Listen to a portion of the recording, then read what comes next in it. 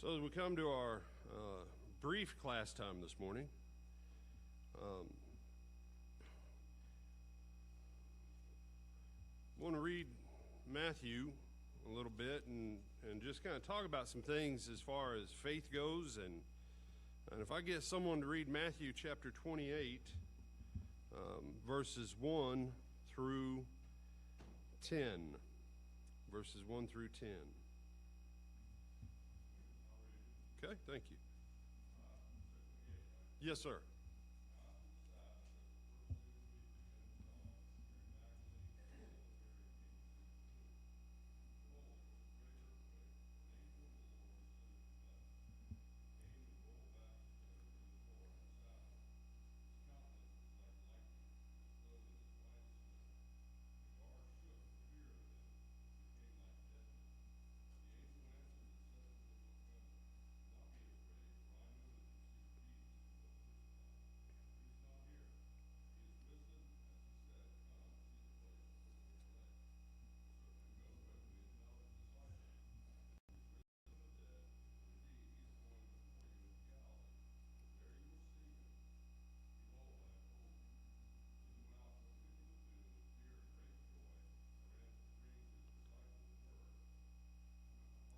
Through 10.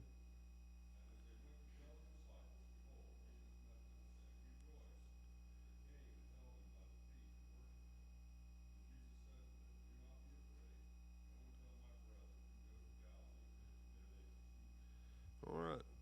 So as resurrection dawns on the first day of the week, all those now almost 2,000 years ago, a couple different things. Remember that the Jewish leaders believed more in the possibility that Jesus might come back from the dead than his own followers, because they wanted to make sure that the tomb was sealed and that they had a guard that could be trusted to do the job. Who remembers, why couldn't they trust their own security at the temple? Why couldn't the high priest trust their own police force?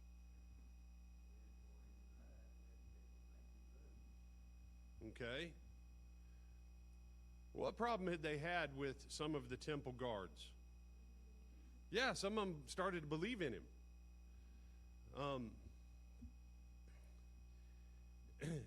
And without being political,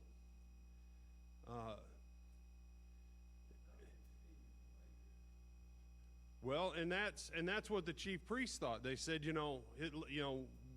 they went to Pilate and they said to Pilate, give us a security detail so that if something happens to his body, like his disciples should come and steal it and hide it, then they can't go around telling people he's raised from the dead.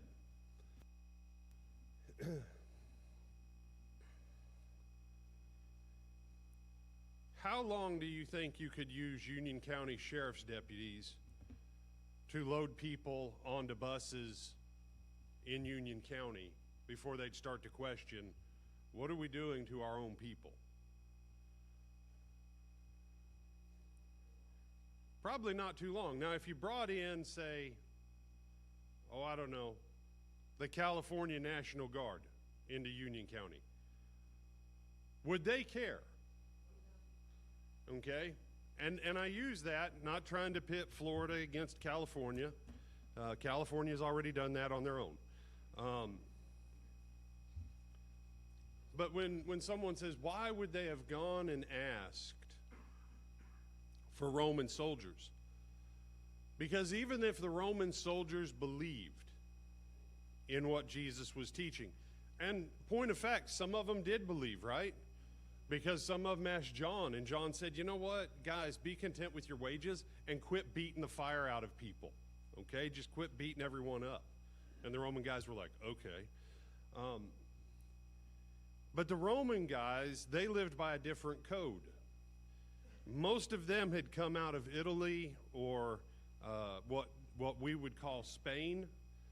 That was where a lot of them had come from. And so they weren't from that region, number one. Number two, if you failed in your mission on something like that, What was the general punishment if you know Roman history and history from that time? Death. The chief priests weren't going to kill their own guards for one reason, okay? The same reason that most sitting presidents don't accidentally arrange for their Secret Service details to all die. Because the next detail that comes on probably won't keep you alive. So they're not going to do anything to their own people. So they went and they asked for 4 quaternions, or what we would say is 4 fire teams of infantry. So kind of a little bit bigger than what our military would call a squad. And they're going to keep watch over a 12-hour period at night, and then they'll stay awake during the day. So if you've got 4 teams, you only have to stay awake 3 hours each, right? Surely 4 guys standing watch should be enough deterrent. And what happens is that the guards, for fear of what happened with the tomb breaking open, and it was like lightning coming out, and Jesus was as white as snow and stuff, and it terrified them, and they all passed out. Again, this is one of those little details to me that says this is a true account. And I want you to put it kind of in a modern frame. Let's say, and around here I haven't seen very many mausoleum crypts, family crypts. But imagine if you just laid someone to rest. You've got this mausoleum. There's no stained glass in it. It's 5-inch thick stone all the way around. It's got the heavy iron door. And then it was sealed with spray foam. And then it had someone's signet on it to certify that it had been sealed. And you're standing guard. And somewhere between 4 and 6 in the morning, the door blows off.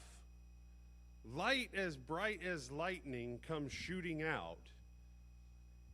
And someone that was supposed to be dead, because in a mausoleum, everyone's dead. Okay, you don't generally lock the living inside of a mausoleum or a tomb that you seal.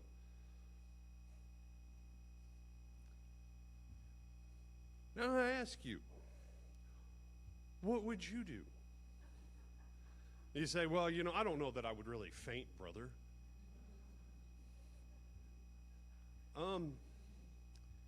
Here's what you expect on guard duty for someone that's deceased inside a sealed mausoleum. You don't expect any trouble from the mausoleum. All right? Yeah, all right, so Phil is saying from the other side, right? I've got 11 guys left alive. 4 of which are probably hardcore guys, right? Peter, Andrew, James, and John. At least they're, probably pretty strong guys. They're pretty decent for a fight. Problem is, not very long before, when Peter couldn't use his sword to hack people up, what did he do? He ran. The other 10 ran without much provocation. Okay?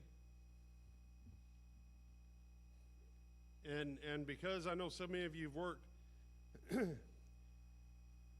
most people after a major defeat where they lose face and are totally demoralized, 24 hours later, are not in a place to have a fight to the death kind of moment with strangers.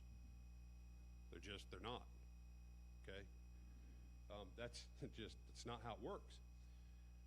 So these soldiers, they're not expecting anything from the mausoleum side. They're not really overly worried probably about the potential of disciples, because I'll be honest with you, 16 Roman legionnaires with their shields and their swords, they could have set just a semicircle perimeter in front of that thing, put a couple of the shields on top, and they could have held off 100 people for hours. Okay?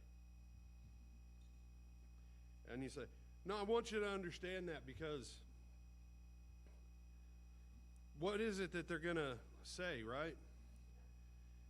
Because when you go to verse 11, it says, now while they were going, behold, some of the guard came into the city, and they reported to the chief priest all the things that happened. You say, but you said they were Roman. You don't go to your own commander and just say you failed in your mission when you were commissioned by a separate agency to do the job for them. Okay? You say,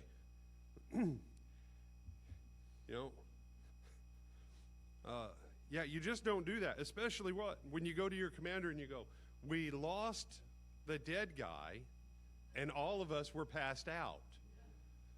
No. Yes, thank you, Phyllis. Instant death. And Phyllis is laughing about it the whole time. Amen.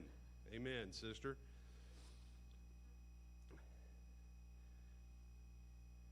Sweet, innocent Phyllis. Well, part of that statement's true.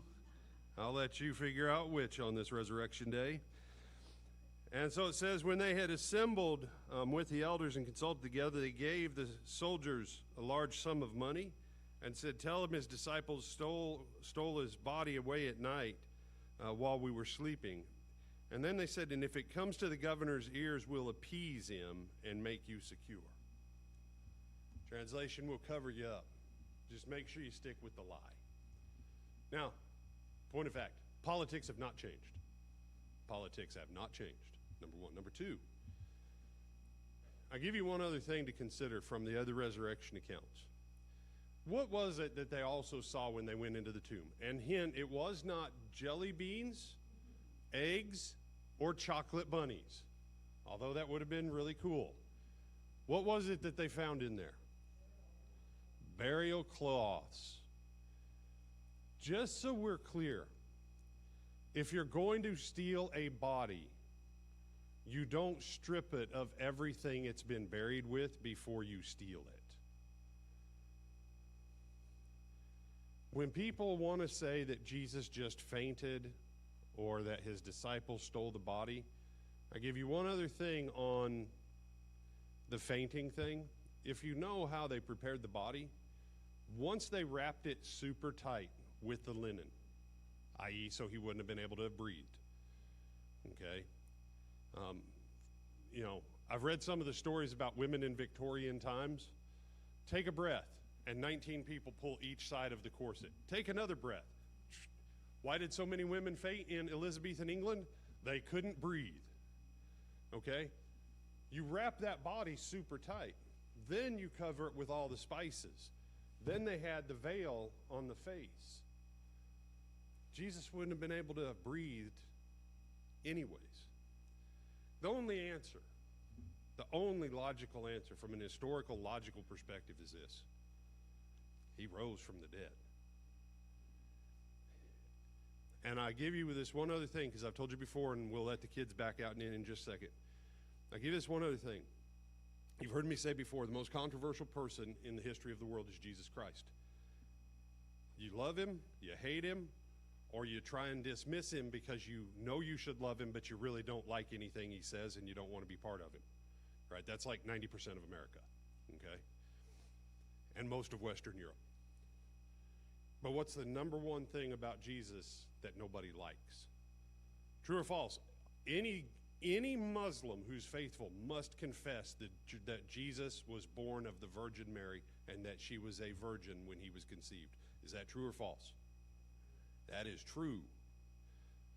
Jesus walked on the water. To be a good Muslim, you must believe that. Jesus fed the 5,000. To be a good Muslim, you must believe it. What's the only two things that the Muslims will deny? He died on the cross and he rose the third day. What's the number one thing that the Jews don't like about Jesus, other than he said he's the Messiah and I'm hanging up your temple system? He died on the cross, he rose the third day, which proved what? All of the scripture's true. It's always the death, the burial, and the resurrection of Jesus Christ. And when you look at what is the one thing, and I throw this one other piece to you. When you look at crucifixion and resurrection, Of all the things that we argue with our neighbors about with the necessity of baptism, the non-Christian world disagrees with his death, burial, and resurrection, and the, quote, Christian world denies his death, burial, and resurrection as being necessary in baptism. If it wasn't true, why would everyone have such a problem with it? That's the only reason. Because, Rich, I've never met anyone that's part of the anti-leprechaun defamation league. No one lobbies Congress and says, we've got to get leprechaun teaching out of the schools. It's dangerous to children. Only Jesus Christ.